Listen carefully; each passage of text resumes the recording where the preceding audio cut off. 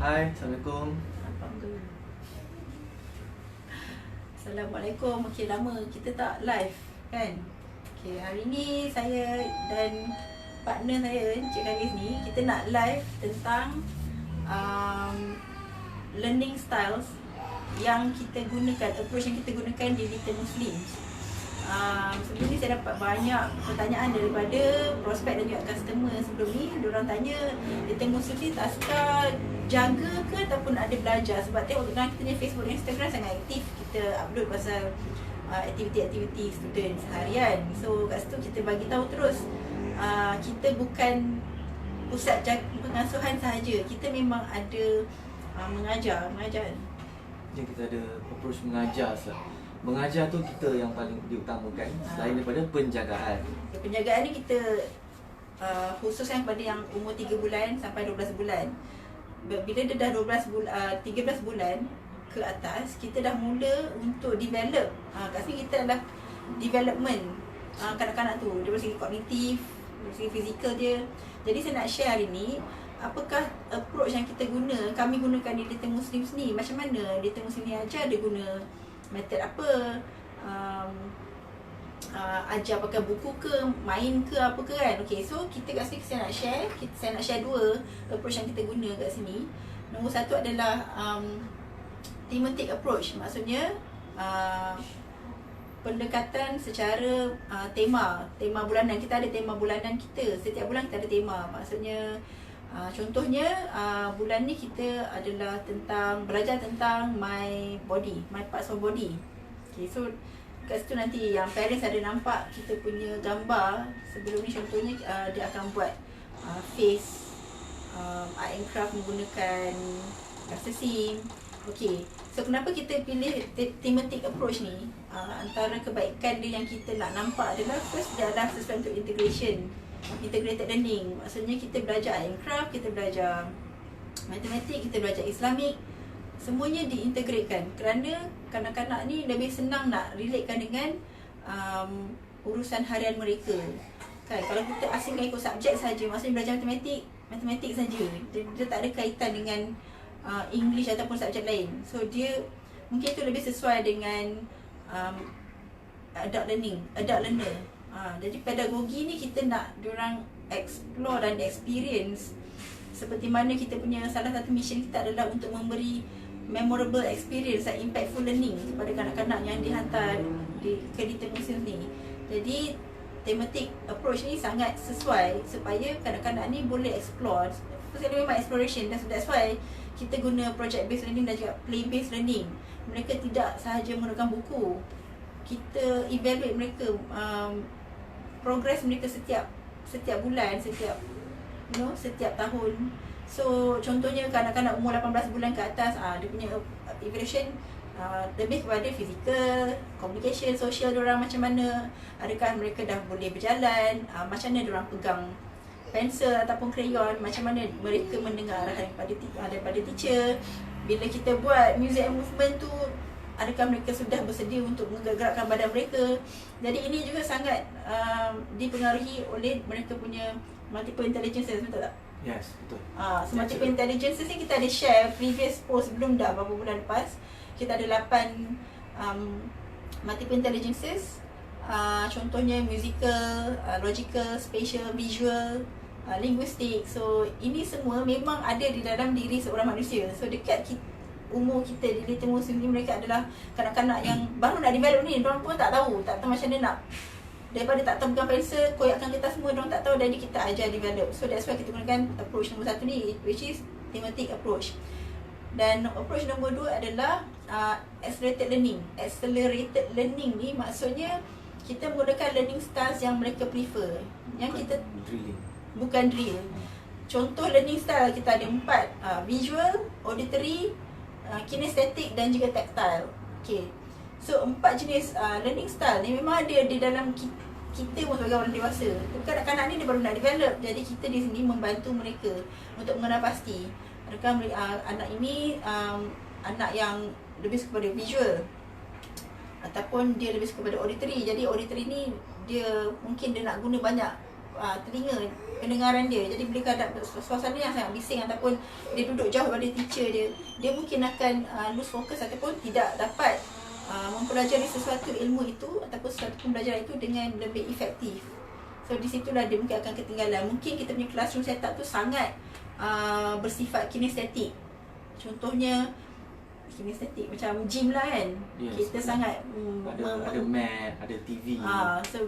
Tapi kurang. mungkin student yang jenis auditory ni dia macam susah nak belajar melalui kinestetical style tu. Dia faham tak? Tapi ada juga bila kita buat as kita go along lah kan, kita dapati satu orang ni mungkin ada 2-3 learning style, betul tak? Is it possible? Yes, kalau you're talking about VAKT tu. Yeah. So that's why kalau you all pernah tengok kita punya website ataupun pernah bercakap dengan saya sebelum ni, saya ada cakap tentang colored brain approach, colored brain colored brain communication tu. Jadi di situ kita identify by using colored brain tool ni, kita faham kenapa kanak-kanak ni dia ada visual dan juga auditory, dia ada dua-dua. So dia lebih tepat lah. Kalau kita kata dia visual saja mungkin tak tepat, sebab dia pun ada auditory, dia pun ada juga yang kinestetik tu. Jadi kita nak, bila kami di sini nak kena pasti dengan lebih tepat sekali, jadi kami menggunakan colored brain tools, iaitu yang kita gunakan inventory warna tu. Kita ada warna biru, hijau, merah dan juga purple. Jadi you nak share pasal colored brain? Okay. Macam mana kita guna kat sini yang boleh bagi benefit pada anak murid di Little Muslims. Okay. So first of all saya nak ingatkan semula lah macam okay, macam mana pun anak-anak kita ni datangnya daripada kita ibu bapa kan. Tanpa ibu bapa proses bila dah nikah pun semua, and then senyap orang betul, okay, dan lahirlah anak kita. So obviously yang saya nak beritahu adalah colored brain ni, dia adalah sebenarnya berceritakan mengenai genetic processor. So bahasa Inggerisnya genetic. So processor tu okay, kita punya cara berfikir ni datangnya daripada faktor keturunan. Okay, so yang bestnya colored brain ni, dia ada 4 colour tadi macam partner saya cakap tadi, pembaca cakap tadi, ada colour biru, hijau, merah dan ungu. So kita punya genetic processor ni yang ikut keturunan ni hanyalah ada dominant colour dia adanya satu saja daripada 4 colour ni. So dari mana datangnya genetik ni kan, brain colour ni? Of course selalunya yang kita dapat, yang saya pernah dapat, yang selalu saya buat dengan klien yang orang dewasa, datangnya daripada salah seorang, sama ada ibu atau ayah. And dalam kes yang agak terpencil, ada juga yang datangnya genetik ni, keturunan ni datangnya daripada atuk atau nenek. Tapi ini agak rare lah. Tapi yang selalunya datangnya daripada salah seorang ayah ataupun ibu. Okay, so nama pun colored brain ataupun brain colour kan. Okay, adakah otak kita ni ada warna? No. Okay, dia bukanlah otak kita ni, bila kita bedah dia ada warna. It's just that colour tu adalah untuk coding supaya kita senang nak ingat. Okay, saya just beritahu secara dia punya surface lah. Okay, kalau yang biru tu ataupun blue brain, dia punya processor dia adalah bercirikan ataupun jenis intuitif. Dia lebih kepada dia punya hunch, dia punya naluri. Intuitif tu naluri. Itu untuk colour biru. Kalau warna hijau, dia chaotic processing. Okay, dia boleh dikatakan macam apa yang difikir tu tak bersambung. Dia nothing is connected. Dia tidak bersambung. Kalau compare dengan biru, dia sebabkan dia lebih kepada naluri, jadi everything is connected. Dia boleh menghubung kait dengan mudah. Dia apa-apa yang berlaku kat sekeliling dia ataupun orang-orang, apa-apa yang berlaku dekat orang-orang di sekeliling dia. Okey, itu 2 tadi, biru, hijau. Nombor 3, merah. Okey. Merah ni dia punya prosesor dia berbentuk linear. Berbentuk linear tu maknanya straight saja. So kalau bahasa Melayunya linear ni macam, kalau nak mudah faham tu, dia seseorang yang banyak berfikirkan yang benda-benda yang logik, benda yang logik. So benda-benda yang naluri berstruktur, benda yang naluri tu macam kurang sikit. Okay. And then nombor 4 kita ada color ungu, purple brain, dia relational processing. Okay. Relational ni dia berhubung kait juga, tapi bukan berhubung kait dengan apa yang terjadi di sekeliling. Dia berhubung kait dengan data-data ataupun maklumat-maklumat yang dia peroleh. So bila kat sini juga dia berhubung kait pula dengan kita punya cara pembelajaran yang semula jadi mengikut brain color tadilah. Okay. Kalau contoh color biru tadi, dia lebih kepada reflektif dan aktif.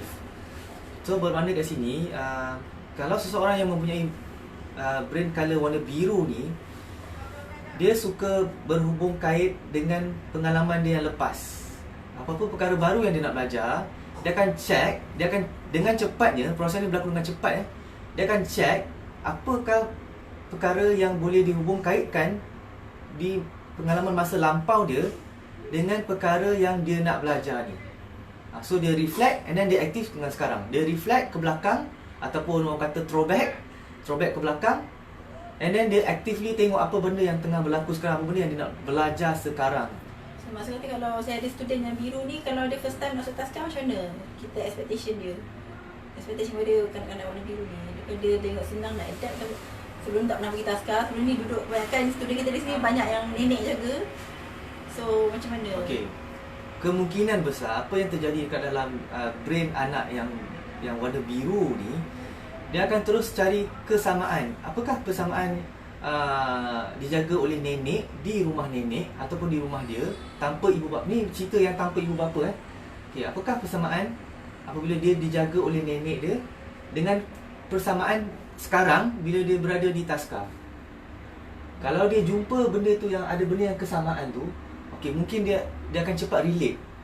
Dia akan cepat hubung kaitkan dengan apa yang terjadi sekarang depan mata dia.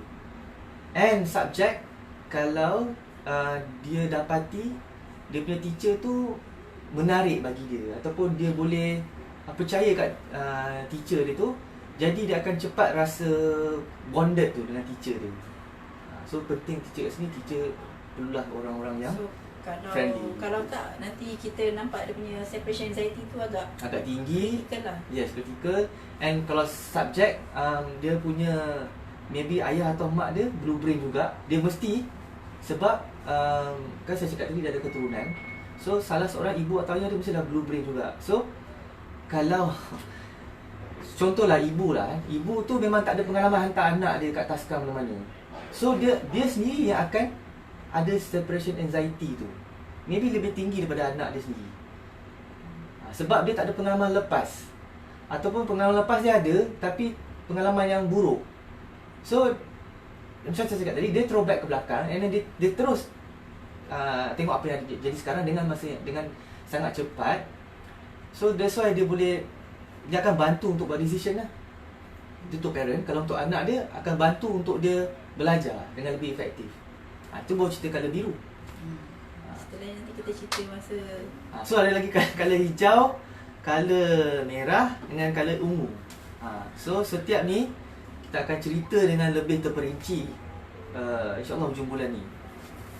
Kita ada seminar parenting nanti hujung bulan ni, 31 Mac. Hujung bulan ni kita ada satu parenting seminar khas untuk parents Little Muslims dan juga parents yang dah follow Little Muslims selama ni tapi belum hantar anak lagi. You all boleh ikuti kita punya maklumat lah tentang program ni, which is insyaAllah kita akan update minggu ni di mana pukul berapa semua, tapi tarikh dia memang 30 hari bulan. So selain pada tu saya just 31 hari bulan Mac. Okay, saya just nak share macam mana kita relate Muslim approach kita tadi. Kita nak guna accelerated learning dan juga thematic learning kan. Tapi kita relate juga dengan color brain. Cumanya di Little Muslim cawangan Ampang Utama ni kita tidak pakai 100% color brain tu. Maksudnya kita punya classroom punya aturan pun tidak begitu betul-betul you all boleh nampak, oh ni untuk orang hijau, ni untuk orang merah, ni untuk orang biru. Tak, sebab dia di sini kita nak serve golongan yang tertentu. Jadi untuk Colored Brain ni, ia adalah program yang agak mahal lah, premium lah. So insyaAllah dia akan dilancarkan di cawangan di Tengah Muslim yang lain. Di kawasan Ampang. Di kawasan Ampang juga, insyaAllah di KL lah. So, tapi di sini apa yang kita apply adalah untuk learning style. Kita nak identify learning style je. Sebab kalau kita nak tahu dia ni jenis auditory ke, kinestetik ke, dia agak lambat. Tapi dengan menggunakan Colored Brain, bantuan menggunakan Colored Brain ni, kita boleh lebih cepat kena pasti, dan at the same time kita boleh dah identify ataupun kita boleh dah agak-agak apakah ni multiple intelligence. Betul tak? Dia akan ada pattern lah multiple intelligence. Okay, saya nak share saya punya multiple intelligence saya yang saya dah test. Okay, multiple intelligence ni kan orang besar kita boleh buat test online, banyak yang free. So parents boleh Google je, type free multiple intelligence test. So that is for you lah. Tapi untuk anak, you all kita kena observe dia. Observe lah, takkan nak jawab soalan kan. Lagipun tak banyak lagi dalam soalan-soalan yang akan ditanya tu, tak banyak yang kita boleh tahu pun tentang anak kita. Sebab soalan dia contohnya, I belong to a certain club, atau contoh macam tu. So macam ni kita nak tahu anak kita tu, kalau kita tak hantar pergi kelab, dia pun tak pergi kelab, betul tak? Kelab melukis ke, kelab mewarna, kelab robotik, kita tak tahu sebab kita tak hantar. So daripada so kita aspirasi nak tahu untuk anak kita tu, selain daripada jawab soalan, macam mana nak tahu? Macam mana kita nak tahu anak kita ni multiple intelligence selain daripada menjawab soalan online? Soalan online ni untuk parent, untuk adult. Tapi untuk kanak-kanak ni, sebab tu di Little Muslim ni kita menggunakan pakai approach ni. Dan kita ada tools yang kita nak evaluate mereka. So InsyaAllah masa parents teachers meeting kita akan berlangsung pada bulan 4 nanti, parents, you all akan debrief lah tentang kemungkinan anak-anak awak, you all punya multiple intelligence, so that you know adakah sesuai saya hantar anak saya ke program ini, adakah sesuai saya nak ajak hantar anak saya ke kelas muzik pada hujung minggu, adakah saya perlu pergi bawa anak saya ke gym class. Benda ni semua for decision making. You nak anak you jadi apa, dan adakah ianya mungkin sesuai ke tak sesuai, kita tak tahu kan. Kita boleh kenal pasti kecenderungan anak-anak daripada awal. Di Tengah Muslim ni kita bantulah kat situ. So that's why saya sebagai founder pun saya ada hubungan dengan parents. Maksudnya kadang-kadang macam tadi Encik Ida kata, yang parents yang biru. So separation anxiety dia bukan takat pada anak, tapi dia sendiri pun sedih nak hantar anak dia ke taskar. Tapi dia perlu juga hantar ke taskar atau ke tadika, betul tak? Jadi macam mana saya bantu parents saya macam ni adalah saya berikan information, saya berikan update untuk anak mereka macam 1 minggu pertama tu especially lah. Kalau dah 2-3 minggu tu artinya dah tak, bila parents dah percaya dia pun dah tak tanya dah, betul tak? So Colored Brain ni banyak membantu lah. Colored Brain banyak bantu untuk saya pun bantu juga parents, dan saya nak bagi parents ni faham. Okay, so contoh saya nak share multiple intelligence saya. Okay, saya Colored Brain saya warna biru. So biru ni macam Cik Alicia tadi adalah seorang yang sangat prosesor dia berbentuk naluri, daripada naluri. Yes, sangat intuitif. Intuitif dan juga alert dengan surrounding dia. Dia suka orang. Saya sejenis yang saya lebih prefer buat kerja dalam kumpulan compared tu buat kerja seorang-seorang. Saya sebab bila saya nak sesuatu feedback pun saya suka cakap tanya soalan, dan kita tanya orang okey tak? Okey tak macam ni? Okey tak macam ni? So yang orang duk kata apa orang kata tak. Orang biru ni fikir apa orang kata. Dia lebih suka puaskan hati orang berbanding dengan hati dia sendiri. So bila biru, saya buat test saya tadi. So test jawab nampak tak? So this is my multiple intelligence. Okay, nampak tak? Blur.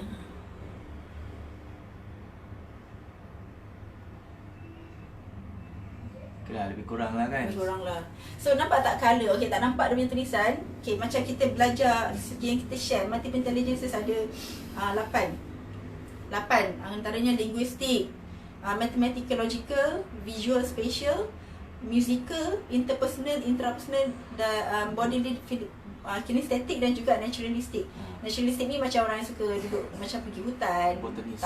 Botanis tahu pasal nama pokok, tahu pasal nama binatang ni, apa benda, spesies dia semualah. So kalau tengok saya punya colour tu, saya punya colour lebih kurang sekata, betul tak, dalam bulatan tu. Nak kata saya ni macam nak kata orang dia jugalah. Tapi saya that's why, sebab apa saya jadi macam ni? Apa kena-kena dengan saya punya blue brain tu?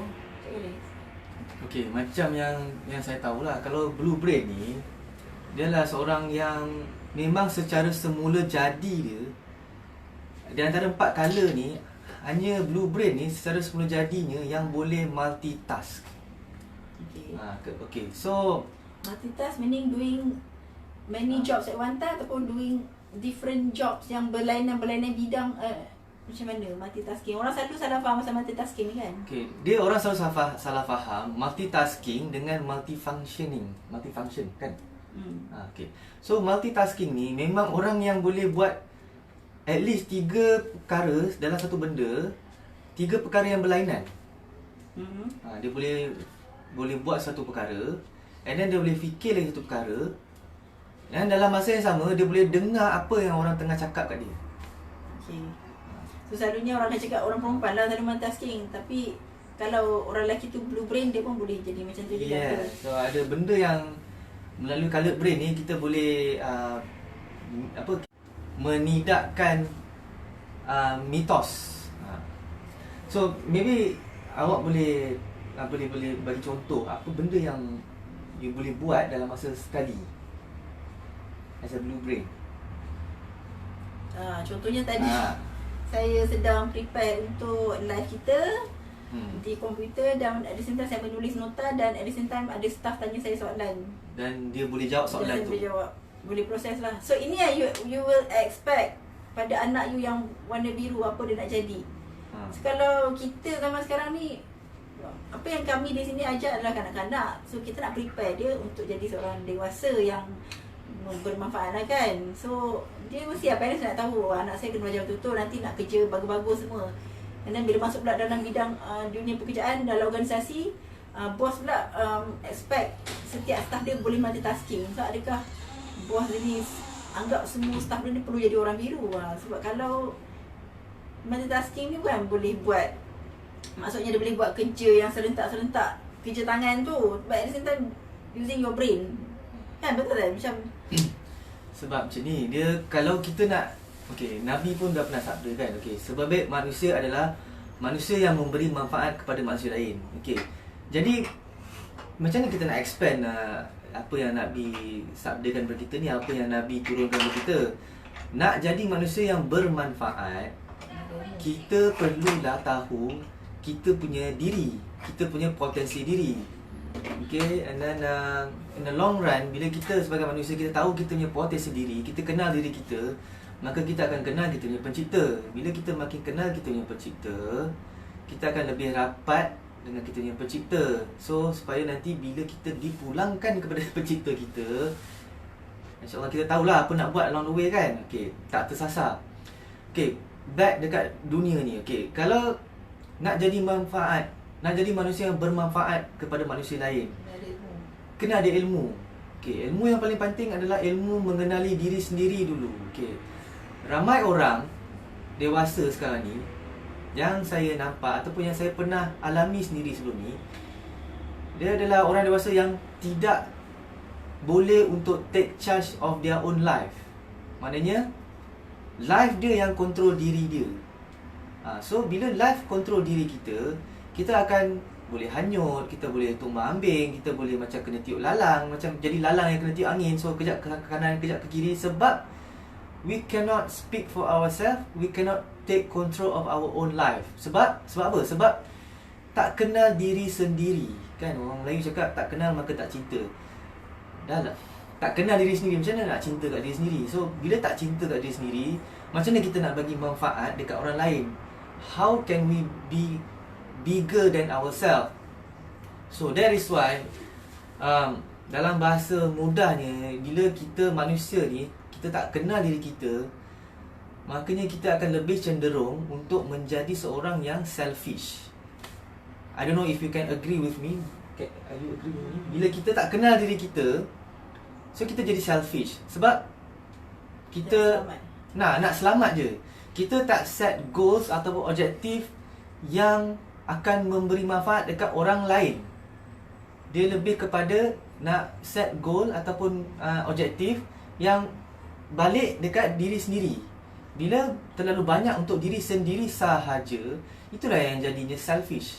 Itulah yang jadinya bila as simple as this lah sekarang ni kan, dekat radio banyak sangat pesanan khidmat masyarakat yang berbentuk untuk meninggikan manusia punya EQ. Sebab sekarang ni terlalu ramai manusia yang IQ dia tinggi tapi EQ dia rendah. So EQ ni apa? Emotional intelligence. Walaupun teknologi makin canggih, tetapi yang saya sendiri nampak, ataupun maybe tuan-puan parents pun nampak, kita punya EQ ni, kita punya emotional intelligence ni jadi rendah. IQ tinggi sebab teknologi banyak membantu kita untuk belajar, tetapi kita punya EQ makin rendah. As simple as this. Bila kita nak masuk sebuah kedai, nak buka pintu, tiba-tiba ada orang lain datang sekali nak masuk kedai sama-sama dengan kita. Okay, kalau kita being selfish, EQ kita rendah, apa kita buat? Ada orang datang ni, nak masuk kedai sama-sama, tiba-tiba at the same time. So, kita buka pintu, kita masuk, orang yang nak masuk tu, latak dia. Kalau kita punya EQ tinggi, kita didik anak kita supaya EQ tinggi selain daripada IQ, okay, why not kita bukakan pintu tu, bagi dia masuk dulu. Lepas dia masuk, dia akan senyum kat kita, cakap terima kasih, dan kita pula masuk. Lagi satu situation, kita nak masuk kedai yang sama, ada orang nak keluar daripada kedai tu, tapi kita nak masuk, dia nak keluar. So kalau kita being selfish lagi, EQ kita rendah, kita buka pintu, kita masuk. Dah macam boleh, ataupun macam naik lift lah selalunya. Selalu pun naik lift. Orang nak keluar lift, kita yang masuk dulu. Dia orang tak sempat. Keluar, tak boleh nak keluar. Orang yang nak keluar tu tak boleh keluar. So, di manakah kita punya kesedaran EQ tu? So kita ada ajar EQ ni kat Little Ya, Muslims. kita ajar adab. Itu adalah basic adab. Kita ajar adab. So itu antara kita punya mission. Yes. Dalam mission kita nanti memang Kita kita sekarang tengah upgrade kita punya website baru. Little Muslim ada website baru. Ni Little Muslim CC, mana nampak? Little Muslim CC. Ni .com. .com. So kita sedang upgrade kita punya website tu dalam development. So nanti dalam tu kita akan share kita punya vision dan mission. Yes. Vision lah, especially kita nak ke mana dalam masa 10 tahun. Apa Little Muslim nak jadi, kenapa Little Muslim jadi macam ni, apa bezanya Little Muslim dengan taskar lain ataupun pusat pengamanan yang lain. So that is salah satu faktor untuk decision making kenapa parents boleh hantar anak ke kami lah. Okay, kami terima kanak-kanak berumur 3 bulan hingga 6 tahun. So apa yang perjuangan kami di sini, kenapa kami susah nak jaga anak you all, kenapa kami buat benda-benda ni semua untuk anak-anak Muslim ni, kenapa? So nanti dekat Little Muslim website tu kita akan share juga, dan kita selalu share pun dekat Facebook benda, kita ada event-event kan. So first event kita tahun ni adalah parenting talk kita bulan ni, hujung bulan 31 Mac di KL lah, di area Ampang ni. So kami akan invite parents yang sekarang dan juga parents yang belum lagi jadi customer kami tapi berminat dan juga dah follow kami. So boleh datang juga, bawa suami isteri, datanglah dengan suami isteri. Kalau ada anak pun boleh datang juga. Teacher boleh. Teacher kita boleh jagalah. Kita ada daycare untuk mereka. Kita punya program ni akan berlangsung selama 4 jam saja. So kat situ kita akan kenali, macam kita akan belajar macam mana nak kenal anak kita ni color apa, dan daripada color tu dan kita boleh expect multiple intelligence, dia punya kecenderungan dia, dan juga learning styles dia, supaya kita contohnya anak ini baru anak umur macam ni, besok dah sekolah. Katalah sekarang perempuan hantar anak di tadika ataupun taskar swasta, jadi you all ada privilege untuk tanya. Contohnya saya pun parents tanya, hari ni anak saya buat apa, boleh bagi gambar anak saya. Okey, kita bagi, sebab itu memang salah satu servis kita. Tapi kalau kita hantarkan anak kita ke sekolah kerajaan contohnya kan, anda tak boleh pun nak message cikgu, hari ni anak saya buat apa, bagi gambar anak saya dalam kelas. Tak boleh, sebab cikgu pun dah terlalu banyak kerja dia kan, dan student pun lebih ramai, ratio lebih besar.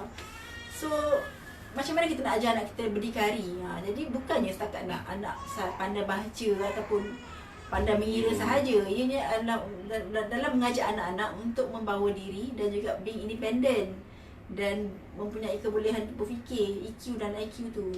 So insyaAllah di Little Muslim kita akan provide semua tu. Dan dalam parenting talk nanti kita akan ajar parents macam nak kenal anak-anak kita. Adakah betul saya punya rancangan dengan suami untuk menghantar anak saya ke sekolah-sekolah kesekian-sekian pada umur dia 7 tahun nanti. Betul. So sebab kan ramai sekarang ni ataupun banyak kes yang kita dengar sekarang ni, student depressed. Umur-umur, kalau dekat US tu maybe lah umur-umur sekolah rendah pun dah depressed. I mean dekat Malaysia ni pun dah ada yang pelajar umur sekolah menengah depressed dan sampai the worst case scenario they kill themselves sebab depressed sebab belajar. Kenapa jadi macam ni? Sebab the parents, for me, the parents have set the wrong expectation for their own child. So ni lah selalu yang terjadi. Kita selalu melarang you cannot drill your child masa umur dia dekat preschool. There's no drilling. Drilling ni maknanya you hantar dekat contoh sekolah matematik. You nak jadikan dia math prodigy, you hantar dia dekat sekolah matematik. Tak salah.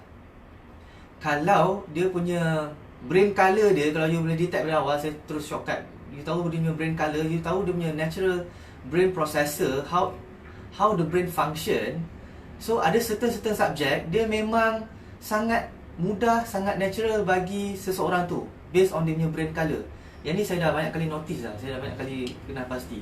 So kalau you nak anak you jadi engineer, benda-benda yang logik apa semua tu, benda yang require critical thinking, being detail, meticulous. So there are certain brain colour yang sesuai untuk benda-benda tu. Whereas kalau you punya brain colour tu bukanlah yang mirip ataupun bukanlah lebih cenderung kepada berfikiran logik ataupun linear, dia akan membuatkan seseorang anak itu stres. Tapi tak masuklah dia tak boleh belajar matematik langsung, boleh. Yes, tak bermasuklah dia tak boleh jadi engineer. At certain level dia akan stres lah. Certain level dia akan stres. Nak pula kalau kita sebagai parent yang jenis yang menetapkan apa nak jadikan anak kita. So it's actually for parents to manage your expectation on your child lah. Jangan terlampau high expectation. Kalau expectation salah kan. You nak set high expectation boleh. Tapi kalau kena dengan dia punya brain colour tu lagi bagus. Fitrah dia lah. Dengan fitrah dia.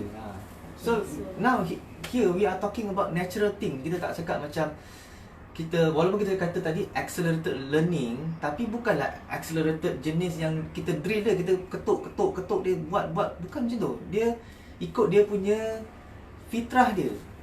Macam mana nak kenal pasti fitrah dia? Okey, kalau orang dewasa, kita boleh buat test bertulis, okey, ataupun dekat online punya version, colored brain punya test. So kalau anak kita umur umur 4-5 tahun lah, sebab 4-5 tahun kita boleh detect dia punya brain colour. So macam mana? Takkan nak buat test kan? So inilah cara dia. Kita boleh guna blocks. Kita akan suruh dia buat satu benda, bina sesuatu. And then dari situ, saya sebagai yang certified colored brain trainer and coach, saya boleh detect lah, saya boleh kenal pasti what is your child's punya brain colour. So tapi at the same time, I need to know what are the parents punya brain colour, so that nanti saya boleh nampak dia punya kesinambungan dia. Macam tu. Nanti ada test untuk parents. Parents yang terpilih saja yang boleh dapat free test venue. Maybe kalau you nak buat, boleh. Okay, so agak menarik tuan-puan. So hadirlah ke kita punya parenting talk nanti, sebab yang kita ajar ni bukannya untuk umur anak you 3 tahun, 4 tahun sekarang, tapi dia akan, you boleh set you punya roadmap untuk anak you. You nak anak you jadi apa, mengikut natural talent dia dan benda yang dia boleh, kita tahu dia boleh access, insyaAllah lah. Dan apa yang kalau dia kurang kat sini, macam mana kita nak improve. Kita tak cakap kalau brain biru ni dia jadi biru, dia boleh improve, tapi cara dia macam mana. So kita tak balik learning style dia jadi macam mana. Tak adalah kita paksa-paksa dia cara yang ikut cara kita, bukan cara dia. Jadi that's why kita ada salah faham dengan anak kita. So tak rugi kalau you all datang 31 Mac ni. Nanti kita akan update the details dan lebih detail lah, untuk you all daftar kat mana, registration kat mana. Okay, so saya rasa dah pukul 2 lebih dah. Kita boleh kita end up dulu, wrap up yang session ni. And then hopefully kami boleh lagi buat beberapa siri live untuk promote event ni lah, event parenting talk ni. Kalau you all ada soalan apa-apa atau nak tanya tentang kita punya program yang lebih lanjut, boleh je hubungi kami di nombor 013-721-1230. Semuanya ada dekat kita punya Facebook ataupun Instagram. So kat situ you all boleh follow juga Little Muslims CC. Little Muslims ada S kan? Macam ni ejaan dia. Ada S. So dekat situ you boleh tahu lah sedikit sebanyak macam mana. Dan kalau nak jumpa saya buat appointment, tanya pasal anak ke apa, But saya selalu dapat yang contohnya umur 6 tahun tak pergi tadika lagi. Oh, rupanya sebab speech delay ataupun mungkin ada mild autism. Boleh tak Little Muslims accept anak saya sebab Little Muslim ni play school? Saya teringin nak cakap ya, kami boleh terima, tapi unfortunately itu bukan kami punya core. Sebab kita tidak ada terapis ataupun specialist di sini yang boleh bantu anak anda yang mempunyai keistimewaan ini, speech delay ataupun kita boleh je bantu daripada segi sosial je, dan juga tapi ada setengah kanak-kanak dia tak boleh nak adapt ataupun tak boleh biasa, jadi dia akan tantrum dan juga sebagainya. Jadi di sini kita tak boleh terima sebab kami bukan kepakaran kami. Kepakaran kami adalah memperkembangkan kognitif dan cognitive development itu. Tapi sekiranya anak anda didiagnose ada speech delay disebabkan tertentu, sebab tertentu, selalunya autism lah kan, ataupun ada ADHD apa, kami tidak boleh terima. Saya minta maaf sangat sebab saya ada terima banyak juga request dari parents yang umur 5-6 tahun. Saya dah tahu dah kenapa tak kita nikah. Ni mesti ada something yang membuatkan ibu bapa itu sukar untuk hantar anak dia. Jadi yang itu kita terus tuan-puan boleh rujuk pada yang lebih pakar. Dan saya pun akan macam recommend jugalah beberapa center yang saya tahu agak bagus untuk anak-anak yang istimewa ini. Jadi lebih baik ke sana daripada di sini. Di sini kita tidak ada kepakaran tersebut. Early intervention tapi janganlah hantar lambat sangat. Kalau kita dah detect, of course saya tahu kadang kita sebagai parents rasa macam denial. Takkanlah anak aku macam ni kan. Apa pasal anak aku macam ni. Lahir normal. Lahir normal. Kadang kita tak detect. Ataupun lahir normal, tapi sebab kita ni ibu bapa zaman sekarang suka sangat bagi tag lah tadi handphone, smartphone sebab nak bagi dia diam. Lama-lama benda tu develop, terbentuk dengan sendirinya disebabkan perbuatan kita yang tidak cukup ilmu untuk mengawal ataupun menjaga anak kita. Jadi kita macam kami jalan mudah lah bagi handphone tengok senyap. Lama-lama anak kita daripada normal boleh jadi autistik. So kat sini you kena ada early intervention. Kat situ kita boleh bagi nasihat saja dan juga contoh-contoh senario. Tapi kalau betul-betul dah lahir kita nampak ada telah didiagnose dengan masalah tertentu, dia first hari itulah tak boleh cakap, lambat bercakap. Umur kita kalau di sini kita tengok umur setahun dah mula cakap beberapa perkataan, 2 tahun dah boleh cakap 2-3 perkataan dalam satu ayat dan seterusnya. Itu yang kita evaluate lah, yang normal lah. Kalau yang istimewa ini anda perlu ke tempat yang lebih pakar dalam bidang ni lah. Okay, so saya minta maaf sangat yang 5-6 tahun 7 tahun itu kita tak boleh terima di sini ya. Nanti dia mengganggu pula anak-anak yang lain. Dan juga kita juga terikat dengan polisi daripada JKM juga. Tidak, kami perlu ada kepakaran ataupun certification yang tertentu pula untuk menjaga anak-anak anda yang istimewa ini. Jadi kuota kita dah, ratio kita pun dah lari. Jadi itu bukan kepakaran kita lah. Maksudnya sekarang ratio apa ni yang availability baby. Availability disebabkan kami mendapat sambutan yang sangat tinggi, especially untuk baby yang umur 3 bulan ke 12 bulan. Jadi kami pihak management telah bersepakat untuk menaikkan kuota daripada 6 orang setahun kepada 9 orang setahun. Jadi kami alhamdulillah kami ada space memang ada, cumanya kami dah tambahkan lagi pengasuh ataupun babysitter yang lebih ramai lah. Jadi ratio kami sama je, satu pengasuh 3 baby. So sampai umur 12 bulan. Dan masuk dia 13 bulan, kita akan masukkan dengan group age yang seterusnya, iaitu group age 13 bulan. Sebab di sini mereka sudah mula rangka jalan. Fizikal dia dah mula nak berkembang lah. Masa dia dah ratio dia berapa? 13 masih lagi 1:5. Ya, 1:5. Ada space lagi, ada availability untuk parents nak daftar? Kita sekarang untuk bulan 6 ni, bulan ni bulan 3 kan? Bulan 4. Tak, sebab kita tengok umur anak-anak kita di sini ikut birthday diorang. So bulan 6 ni ramai yang sama birthday. Dah masuk kelas 2 tahun. Maknanya dah genap 24 bulan. Diorang akan pindah satu grup lain. Jadi untuk bulan 6 ni kita ada ramai yang umur 18 bulan ni yang akan ada banyak kekosongan juga. So bolehlah kalau nak daftar untuk bulan 5, bulan 6 boleh daftar sekarang. Pre-book dululah. Sebab selalunya kita memang ambil ratio tu sikit. Sebab kita nak fokus. Kita tak ramai-ramai sangat. Ikut kota lah. Sebab kita nak identify learning style. Macam mana nak identify learning style kalau ramai sangat student kan? Budak-budak pun yang auditory tu yang bisingnya kelas dia tak suka. So kita kena jaga di sini.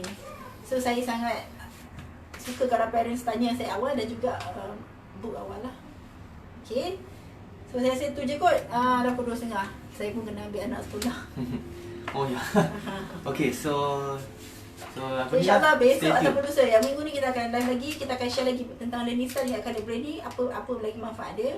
Dan untuk parents, ilmu ni ilmu yang you all boleh pakai sampai bila-bila lah.